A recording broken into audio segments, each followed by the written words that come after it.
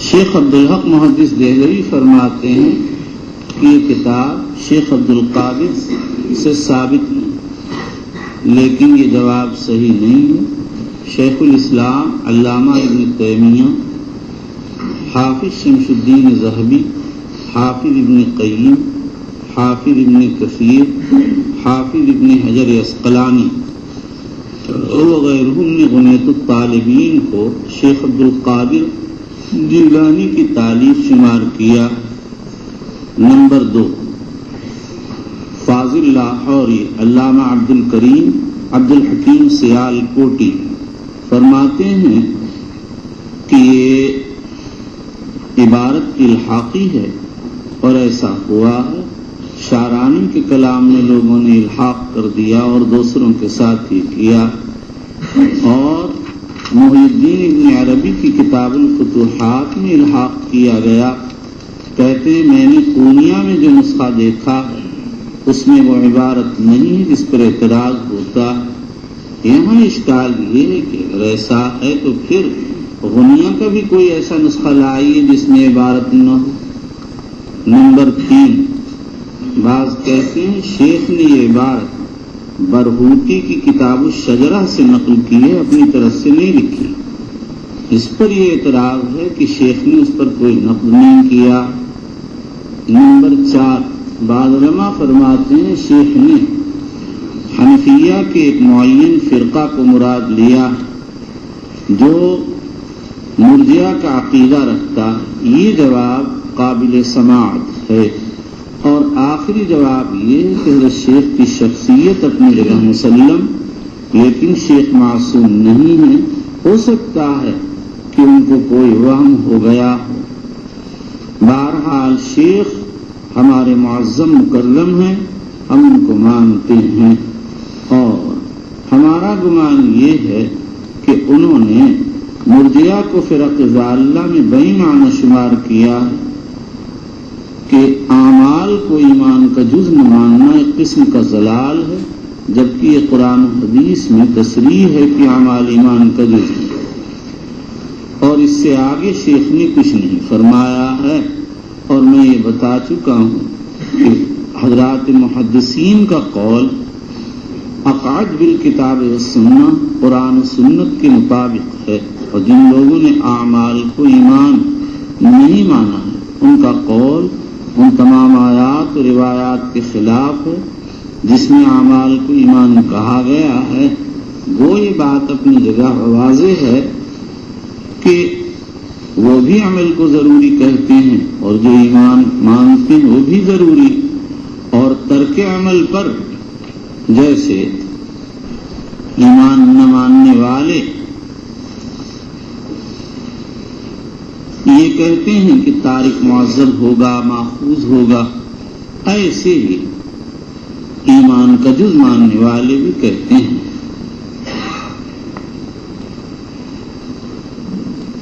سباب المسلم فسوق وقتالہ کفر۔ سباب ماخوذ سب سے، جس کے معنی قطع۔ گالی کو سباب اس لیے کہتے ہیں کہ اس سے مسبوب کے دل پر اثر ہوتا اور اس کا دل ساب سے کٹ جاتا ہے، اور بعض کہتے ہیں یہ ماخوذ ہے سبہ بمعنی حلقۃ الدبر سے، جب آدمی گالی دیتا ہے تو دوسرے کے عیب کا اظہار کرتا ہے، گویا اس کی مستور عورت کو کھولتا ہے۔ اور وقتالہ کفر، یہ حدیث ظاہراً خوارج کی تائید کرتی ہے۔ اہل سنت والجماعت کی طرف سے اس کے کئی جوابات ہیں۔ سب سے صحیح جواب یہ ہے کہ یہاں کفر دون کفر مراد ہے۔ کفر اصلی، کفر باللہ، کفر مخرج عن الملت مراد نہیں، کفر فرعی عملی مراد ہے، جس کی وجہ سے انسان کا ایمان ناقص ہو جاتا ہے۔ نمبر 2، یا مطلب یہ ہے کہ ایسا کرنے والا کفار کے مشابہ ہو جاتا ہے۔ نمبر 3، یا یہ گناہ اور اس طرح کے گناہ کفر کے قریب کر دیتے ہیں، اس لیے کہ قاعدہ ہے المعاصی برید الکفر۔ نمبر 4، یا یہاں پر کفر سے مراد کفر نعمت ہے، یعنی اسلام کا تقاضا تو یہ تھا کہ آدمی مسلمان کا احترام کرتا، اور تلوار اٹھانے والے نے اس نعمت کا احترام نہیں کیا بلکہ اس کا انکار کر دیا۔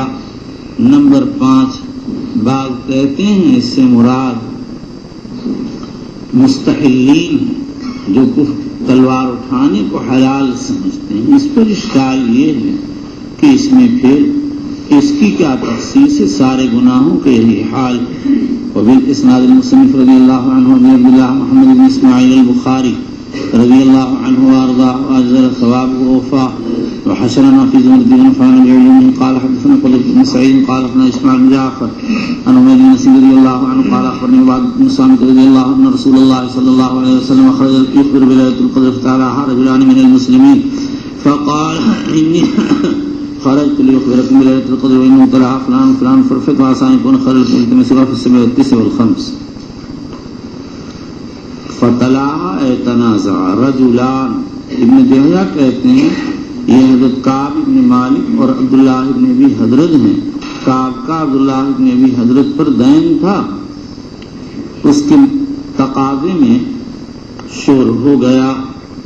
فقال انی خرجت لیخبرکم بلیلۃ القدر فتلا وانه تلا فلاں فلاں فرفع۔ شیعہ کہتے ہیں رفع سے رفع ذات لیلۃ القدر ہے۔ جمہور علماء فرماتے ہیں کہ اس سے رفع معرفت لیلۃ القدر ہے، اور اس کی دلیل یہ ہے کہ حضور نے اس کے بعد التماس ابتغاء کا امر فرمایا۔ اگر ذات لیلۃ القدر اٹھا لی گئی ہوتی تو اس کے ابتغاء و التماس کا امر نہ فرمایا جاتا۔ مصنف کا ترجمہ فرفعت سے نکلتا ہے تلاہی اور منازعات ایک برکت سے محرومی کا سبب بن گئی، اور جب تلاہی یہ اثر رکھتی ہے تو معصیت پر اصرار کیا اثر دکھائے گا، کیا کچھ دکھائے گا، ظاہر ہے۔ التمسوها فی السبع والتسع والخمس، حدیث کے ظاہر سے معلوم ہوتا ہے کہ مطلب یہ ہے کہ 7 اور 9 اور 5 راتوں میں ڈھونڈو، لیکن دوسری روایات سے بات واضح ہے کہ مراد عشر اخیرہ کی 7ویں 5ویں اور 9ویں رات ہے۔ اس کے بعد پھر آگے یہ اختلاف ہے کہ یہ عدد لیالی ماضیہ کے اعتبار سے معتبر ہوگا یا لیالی باقیہ کے۔ بعض علماء تو کہتے ہیں لیالی ماضیہ کے اعتبار سے اعتبار کیا جائے گا۔ اس صورت میں 5 کا مصداق 25ویں، 7 کا 27ویں اور 9 کا 29ویں ہوگی، اور بہت سے علماء کا خیال یہ ہے کہ یہ شمار لیالی باقیہ کے اعتبار سے ہوگا اور بجائے پیچھے کی طرف سے چلنے کے باقی راتوں کی طرف سے چلا جائے گا۔ تو اب اس صورت میں مہینے کے آخر سے عدد شماری کی جائے گی، جو مہینے کی آخری تاریخ ہوگی وہ پہلی بن جائے گی، اور جو آخری کے بعد ہوگی وہ دوسری۔ پھر اس کے بعد بعض علماء یہ فرماتے ہیں کہ مہینہ 30 کا لیا جائے گا، اور خامسہ تاسعہ اور سابعہ کا خامسہ سابعہ تاسعہ کا مصداق 22ویں 24ویں اور 26ویں راتیں ہوں گی۔ اور بعض علماء یہ فرماتے ہیں کہ مہینہ 29 کا لیا جائے گا، اور مصداق 21ویں 23ویں 25ویں راتیں ہوں گی۔ اور علامہ ابن عبد البر فرماتے ہیں کہ مہینہ تو 30ویں کا لیا جائے گا، لیکن مراد 21ویں اور 25ویں اور 21ویں اور 23ویں اور 25ویں راتیں ہوں گی، اس لیے کہ حدیث کی مراد یہ ہے کہ جس رات میں لیلۃ القدر کا ابتغاء و التماس کیا گیا ہے اس کے بعد 9 یا 7 یا 5 راتیں باقی رہنا چاہیے۔ علامہ عینی رحمۃ اللہ علیہ فرماتے ہیں کہ ہم کو کیا ضرورت ہے کہ ہم کچھ کہیں، اگر مہینہ 30 کا ہوگا تو 22ویں 24ویں 26ویں راتیں مصداق ہوں گی، اور اگر 29 کا ہوگا تو 21ویں اور 23ویں 25ویں راتیں مصداق ہوں گی۔ وبالاسناد المتصل منا الى امير المؤمنين في حديث رسول الله صلى الله عليه وسلم ابي عبد الله محمد بن اسماعيل البخاري رضي الله عنه وارضاه واجزل ثوابه ووفاه وعشرنا في زمرة ونفعنا بعلومه قال باب سؤال جبرائيل النبي صلى الله عليه وسلم من الايمان والاسلام والاحسان وعلم الساعة وبيان النبي صلى الله عليه وسلم له ثم قال جاء جبرائيل عليه السلام يعلمكم دينكم فجعل ذلك كله دينا وما بين النبي صلى الله عليه وسلم بوصف قسم الإيمان وقوله تعالى يبتغي غير الإسلام دينا فلن يقبل منه۔ یہ بات اس بیان میں ہے کہ جبریل نے نبی اکرم صلی اللہ علیہ وسلم سے ایمان، اسلام، احسان اور علم ساعت کے متعلق سوال کیا، اور حضور صلی اللہ علیہ وسلم نے ان کے سامنے ان باتوں کو بیان کر کے فرمایا جبریل علیہ السلام تم کو تمہارا دین سکھانے آئے تھے، آپ نے ان چاروں چیزوں کو دین قرار دے دیا، اور اسی کے ساتھ نبی اکرم صلی اللہ علیہ وسلم نے وفد عبد القیس کے سامنے ایمان کی تفسیر میں اعمال اربع صلاۃ، زکوٰۃ، حج اور صوم کو ذکر فرمایا، اور یہ بھی ہے کہ اللہ تعالیٰ فرماتا ہے وَمَن يَبْتَغِ غَيْرَ الْإِسْلَامِ دِينًا فَلَن يُقْبَلَ مِنْهُ۔ حضرت امام بخاری رضی اللہ تعالیٰ عنہ امام اسلام کو ایک مانتے ہیں، اور حدیث جبرائیل سے معلوم ہوتا ہے کہ دونوں الگ الگ ہیں، اس لیے امام بخاری یہ واضح کرنا چاہتے ہیں کہ دونوں ایک ہیں اور حدیث جبرائیل اس کے خلاف نہیں ہے۔ حقیقت یہ ہے کہ اسلام ایمان کے جیسے الگ الگ مفاہیم لغویہ ہیں، ایسے ہی ان کے الگ الگ مفاہیم شرعیہ ہیں، جیسا کہ جبریل کی حدیث دلالت کرتی ہے، لیکن ہر ایک کا دوسرے سے تکمیل کا تعلق ہے۔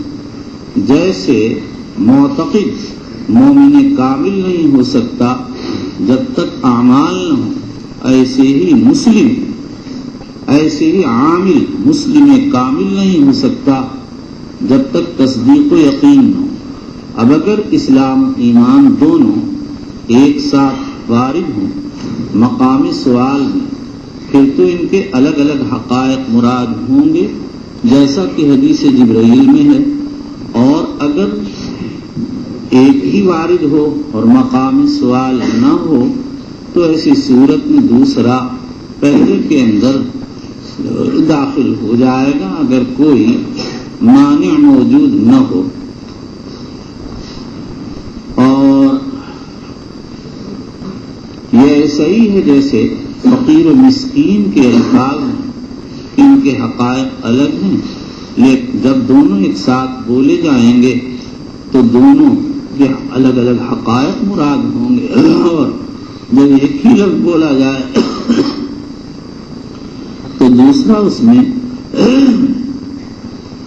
داخل ہو جائے گا۔ اور اس مسئلے میں اختلاف ہے کہ آیا دونوں ایک ہیں یا دو۔ امام بخاری، ابن خزیمہ، محمد ابن نصر مروزی، ابن حبان، ابو محمد ابن حزم ظاہری دونوں کو ایک مانتے ہیں،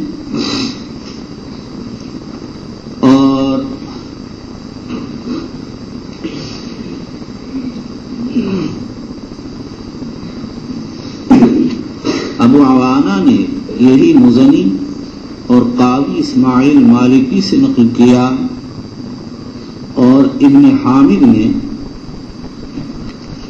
یہی حنفیہ شافعیہ سے، اور ابن عبد البر نے اکثر مالکیہ سے نقل فرمایا۔ محمد ابن نصر مروزی اور ابن عبد البر فرماتے ہیں کہ یہی اہل سنت میں سے جمہور اعظم کا مسلک ہے، لیکن امام ابن شہاب زہری، حماد ابن زید، عبد الرحمن ابن مہدی، امام ابن شہاب زہری، امام مالک فی روایت، شریک ابن عبداللہ النخعی، حماد ابن زید ابن مہدی اور امام احمد ابن حنبل دونوں کو الگ الگ مانتے ہیں۔ لالکائی اور سمعانی نے یہی اہل سنت سے نقل فرمایا۔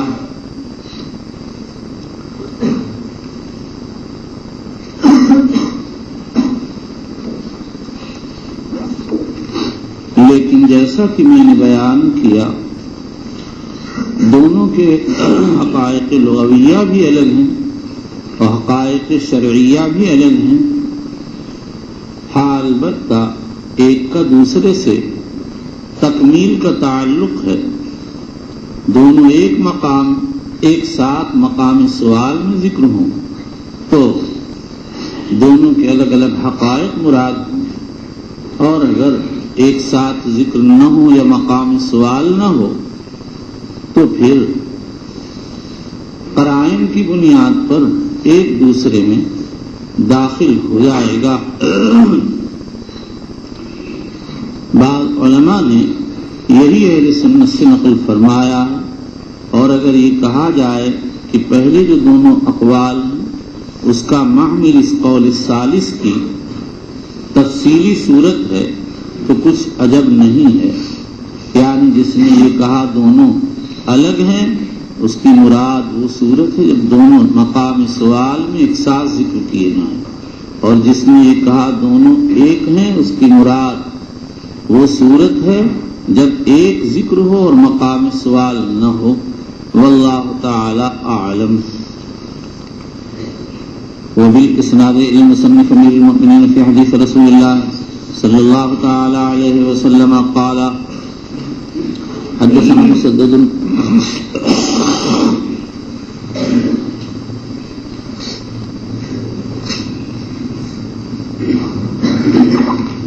قال حدثنا اسماعیل بن ابراہیم قال اخبرنا ابو حیان التیمی بن زرۃ بن حرۃ رضی اللہ عنہ قال كان النبي صلى الله عليه وسلم بارز يوم الناس فأتاه رجل فقال ما الإيمان؟ قال الإيمان تؤمن بالله وملائكته وبلقائه ورسله تؤمن بالوعد. قال ما الإسلام؟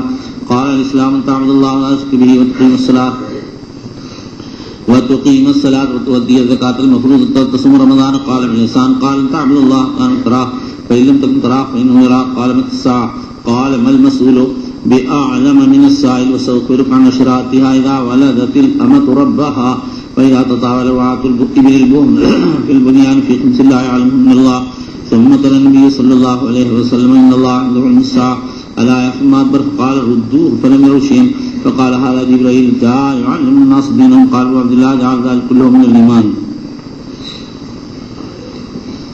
عن أبي هريرة رضي الله تعالى عنه قال كان النبي صلى الله عليه وسلم بارزا يوما للناس.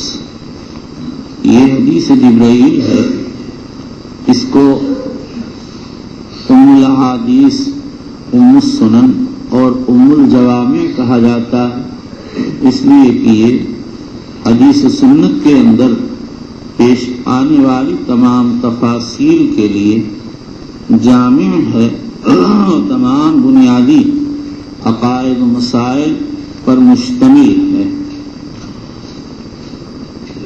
بارزن اے ظاہرن یعنی مجلس عام میں تھے، فأتاہ رجل ایک آدمی آیا،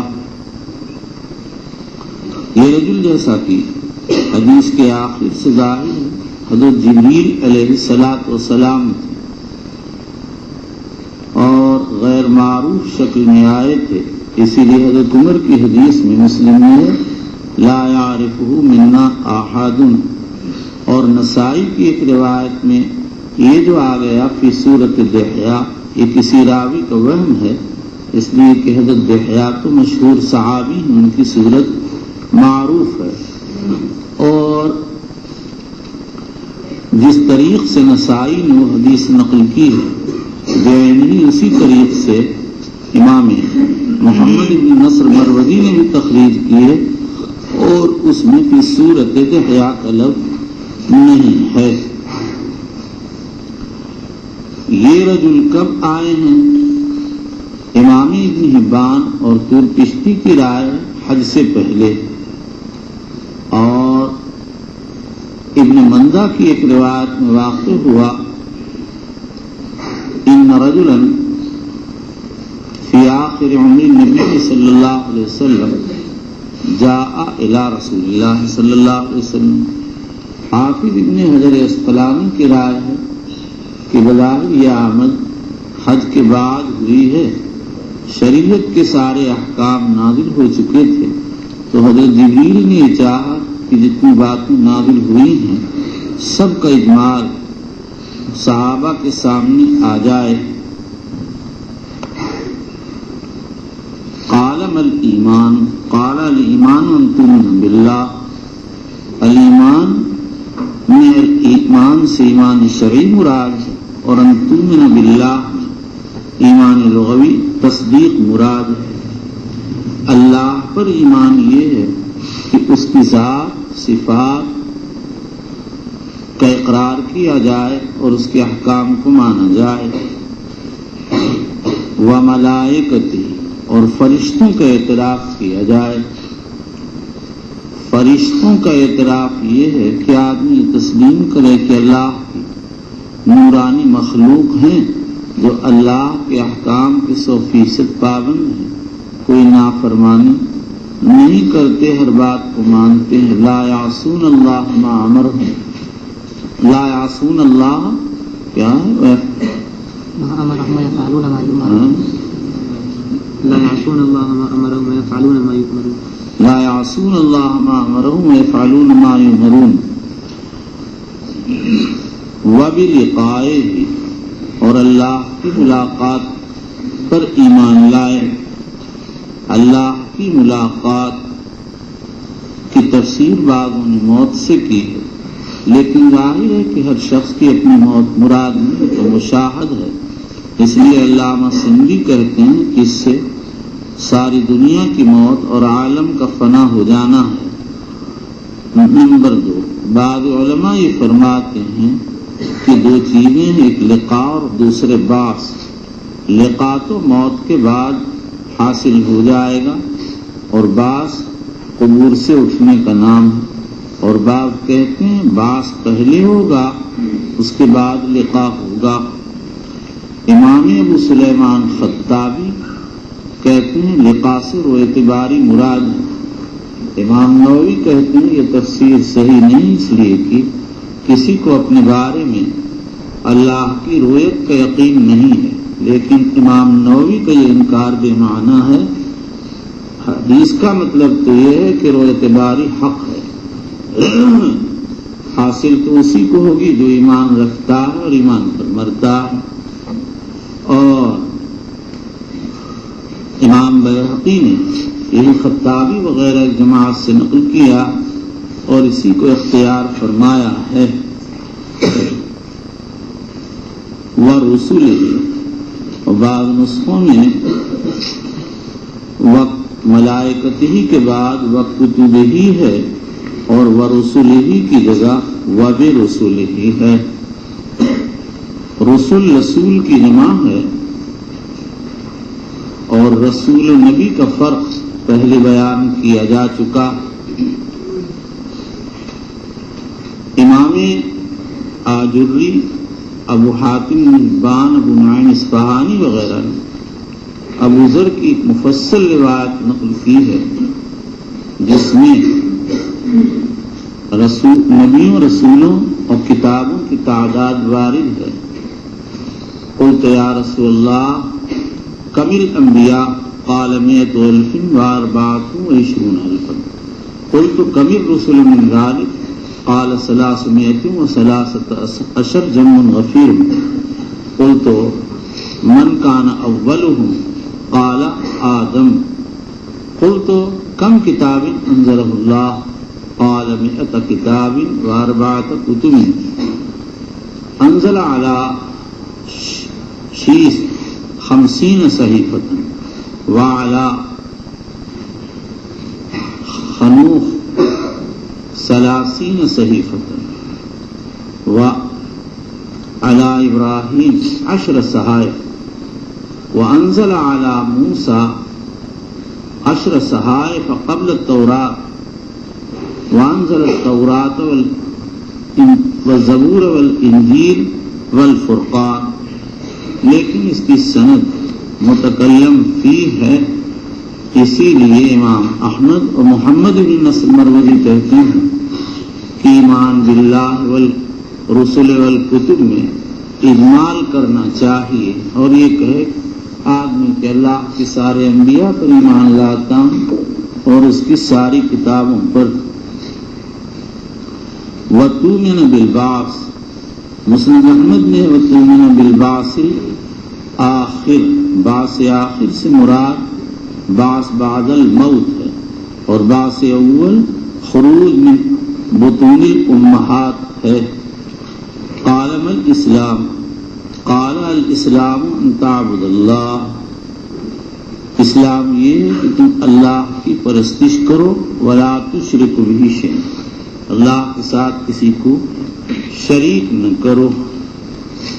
امام نووی رحمۃ اللہ علیہ فرماتے ہیں کہ اگر عبادت سے مراد طاعت ہے تو باقی چیزوں کا عطف خاص علی العام، اور اگر عبادت سے مراد معرفت ہے تو باقی چیزوں کو اس لیے ذکر کیا گیا کہ وہ عبادت میں داخل نہیں ہے. لیکن حافظ ابن حجر اسقلانی ان دونوں احتمالات کے قائل نہیں ہیں، بلکہ ان کی رائے ہے کہ ان تعبد اللہ ان تشہد اللہ الہ الا اللہ کے معنی میں ہے، مگر چونکہ روایت میں ان تعبد اللہ آ گیا اس لیے اس کی وضاحت کے لیے اس کے بعد ولا تشرک بہ شیئا فرمایا گیا.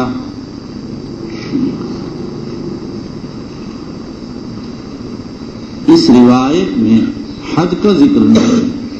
بعض تو کہتے ہیں اس وقت تک حد فرض نہیں ہوا تھا، لیکن یہ صحیح نہیں ہے. حضرت عمر رضی اللہ تعالیٰ عنہ کی حدیث میں وَتَحُجَّ الْبَيْتِ إِنِ اسْتَطَعْتَ إِلَيْهِ سَبِيلًا وارد ہے، اخرجہ مسلم، بلکہ ابن مندہ، دارقطنی، بزقی وغیرہ کی روایات میں ہے وَتَحُجَّ الْبَيْتِ وَتَعْتَمِرْ وَتَغْتَسِلَ مِنَ الْجَنَابَةِ او کما قال. قال ما الإحسان، احسان کیا چیز ہے؟ قال ان تعبد اللہ کأنک تراہ، اللہ کی ایسی عبادت کرو گویا کہ تم اللہ کو دیکھ رہے ہو. احسان کے معنی ہے لغت میں اتقان، احکام، کسی کام کو آراستہ و پیراستہ مزین کرنا، سلیقے سے پورا کرنا. اور اگر اس کا صلہ الہ آئے تو اس کے معنی کسی تک نفع، کسی کو نفع پہنچانا. یہاں جو احسان کی تعریف کی گئی ہے وہ دونوں معنوں کے لحاظ سے احسان ہے، اس لیے کہ جس کیفیت سے عبادت کرنے کا ذکر ہے اس سے عبادت نہایت مہذب و شائستہ ادا ہوتی ہے، اور ایسا کرنا اپنے نفس کے ساتھ احسان کرنا ہے. لیکن ظاہر یہ ہے کہ احسان اتقان و احکام کے معنی میں ہے، اور عبادت میں اتقان و احکام اس وقت آتا ہے جب انسان پر یہ کیفیت طاری ہو کہ وہ اللہ کے حضور میں حاضر ہے. ایسے وقت میں انسان سارے خیالات سے خالی ہو کر اللہ کے خیالات کے خیال میں غرق ہوگا اور اس کی ساری عبادت اللہ کے لیے ہوگی.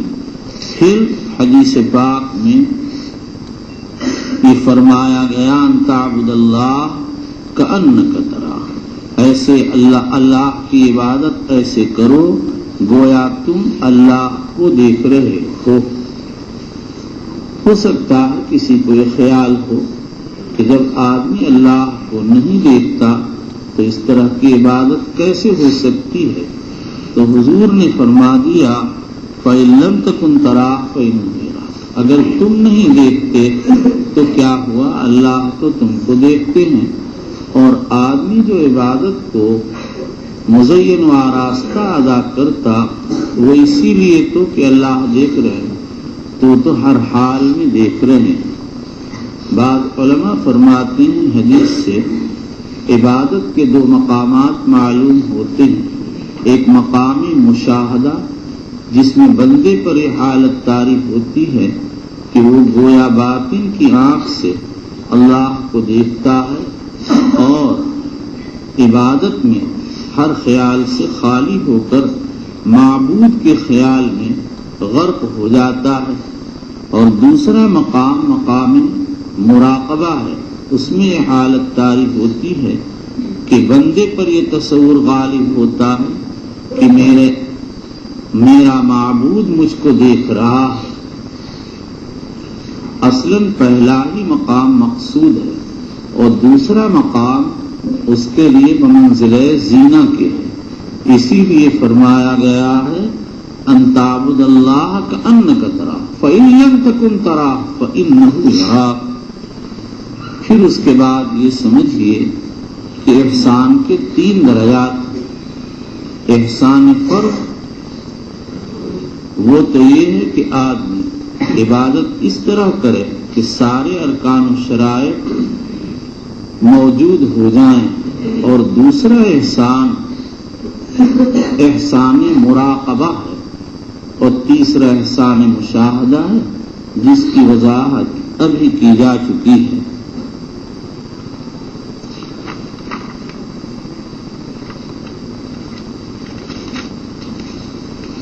یہاں اس حدیث پاک میں فرمایا گیا فَإِن لَّمْ تَكُن تَرَاهُ فَإِنَّهُ يَرَاكَ.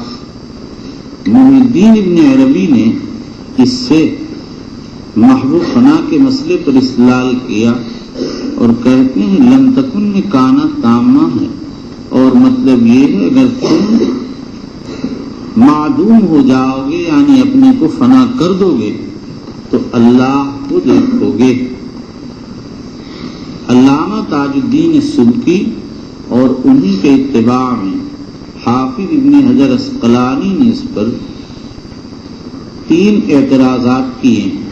پہلا اعتراض تو یہ ہے کہ اس صورت میں تراہ لم تکن کی جزا ہوگا اور یہ قاعدہ ہے کہ جب شرط و جزا مضارع ہوں تو دونوں کا جزم واجب ہے اور یہاں تراہ غیر مجزوم ہے. اور دوسرا اعتراض یہ ہے کہ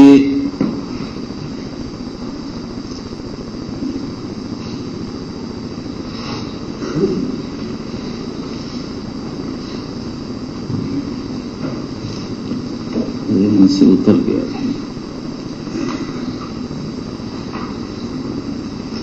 آئے دماغ تھک چکا ہے.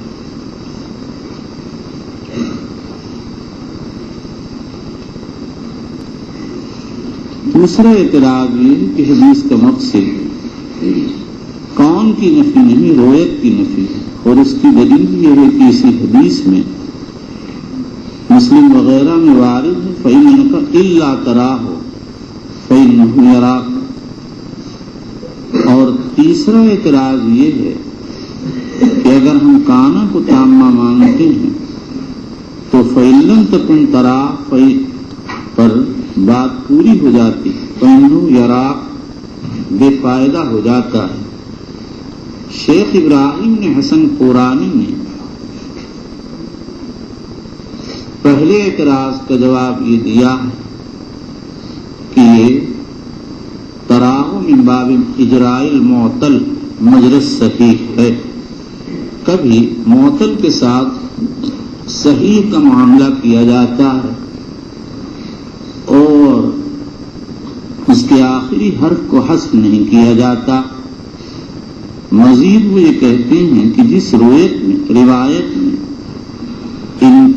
انکا الا تراہ وارد ہے اور کانا نہیں ہے، وہاں اشکال یہ ہے کہ وہاں تراہ شرط ہے اور مضارع ہونے کی صورت میں شرط کے اندر بھی جزم واجب، لہذا وہاں جو بقائے الف کا جواب آپ دیں گے وہی جواب ہم یہاں پر دے دیں گے.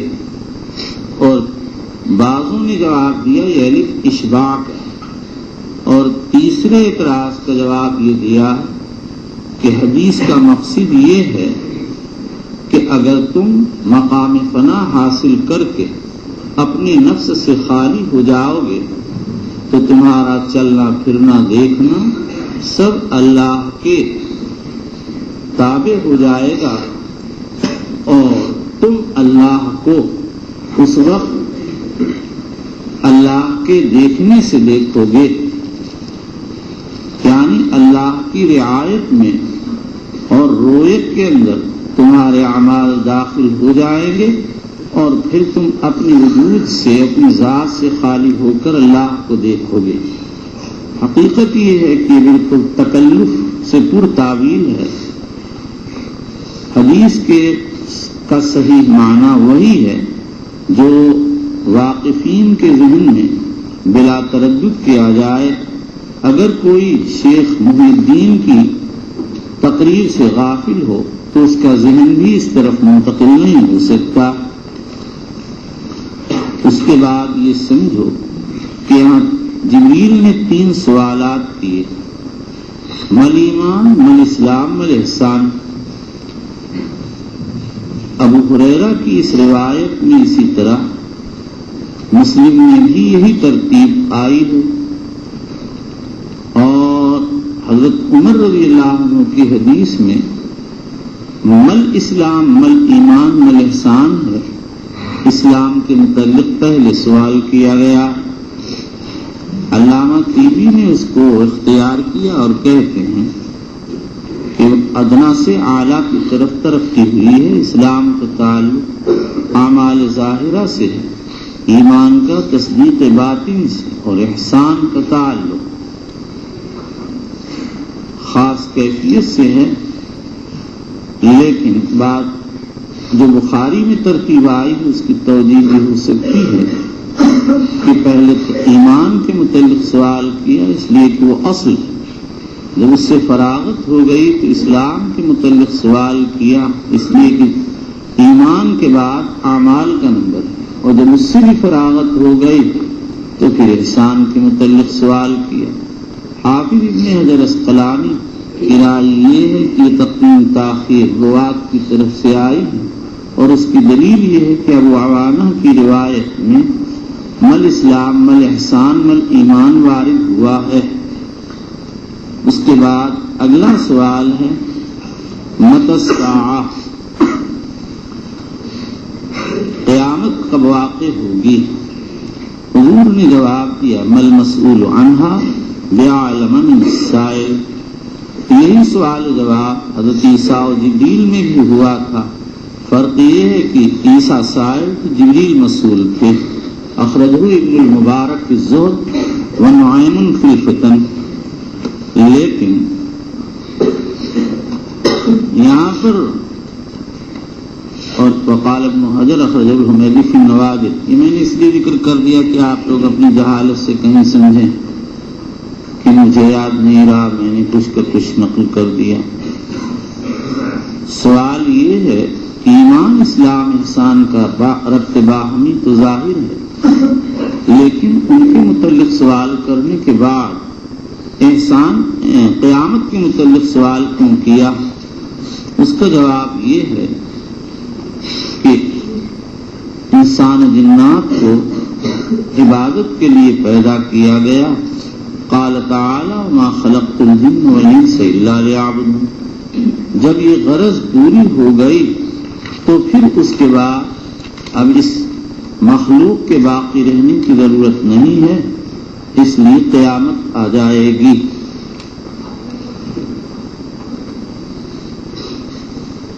وَسَأُخْبِرُكَ عَنْ أَشْرَاطِهَا، اشراط جمع ہے، اس کا مفرد شرط ہے، جیسے اسباب کا مفرد سبب ہے۔ شرط کے معنی ہے علامت۔ اذا ولدت الامۃ ربها، جب باندھی اپنے آقا کو جنے۔ امام خطابی اور اکثر علماء کی رائے یہ ہے کہ اس سے مراد کثرت سراری ہے، باندیوں کی کثرت۔ اس پر اشکال یہ ہے کہ بات تو عہد صحابہ میں ہو چکی تھی، اور حدیث سے معلوم ہوتا ہے یہ کوئی علامت ہے جو قرب قیامت پر واقع ہوگی۔ نمبر 2، بعض کہتے ہیں کہ اس کے معنی ہے ان تلد العجم العرب۔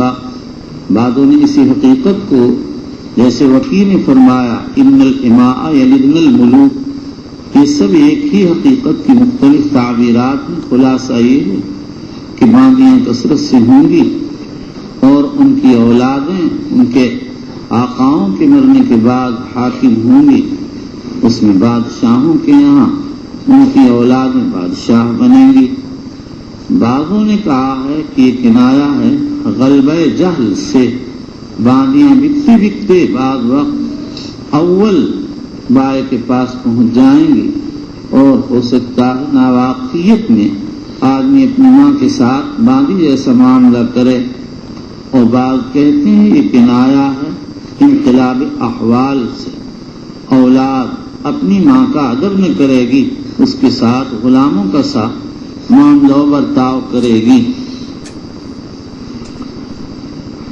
وَإِذَا تَطَاوَلَ رُعَاةُ الْإِبِلِ الْبُهْمِ، البہم جمع بضم الباء، مفرد اس کا بہیم، جس کے معنی ہے سیاہ۔ اگر یہ مجرور ہے تو ابل کی صفت ہے، اور سیاہ اونٹ حقیر مال ہے، اور جب مال حقیر تو اس کا مالک بھی حقیر۔ اور اگر یہ مرفوع ہے تو رعات کی صفت ہے، اور رعات بوم سے مراد یا تو یہ ہے کہ وہ مجہول الانصاب ہوں گے، یا مطلب یہ ہے کہ وہ صفر الید خالی ہاتھ ہوں گے، اور یا مطلب یہ ہے کہ وہ سیاہ فام ہوں گے۔ فی البنیان تعمیرات فی 5 لا یعلمہن الا اللہ، اے علم الساعۃ فی 5 لا یعلمہن الا اللہ۔ سوال یہ ہے کہ غیبیات تو بہت زیادہ ہیں، پھر ان 5 کی تخصیص کیوں کی گئی ہے؟ اس کا جواب یہ ہے کہ بظاہر یہ تخصیص اس لیے ہوگی کہ سائل نے ان 5 کے متعلق پوچھا ہوگا، کہ یا تخصیص کی وجہ یہ ہے کہ عام طور سے لوگ ان 5 چیزوں کے متعلق رائے زنی کرتے ہیں۔ اب یہاں پر سوال یہ ہے کہ ان امور 5 میں سے بعض کا پتہ بعض وقت کشف کے ذریعے چل جاتا ہے، بعض وقت آلات کے ذریعے چل جاتا ہے۔ اس کا جواب یہ ہے کہ یہاں علم احاطہ مراد ہے، یعنی کسی کو ان 5 چیزوں کا علم محیط بلا واسطہ حاصل نہیں۔ آلات سے جو علم ہوتا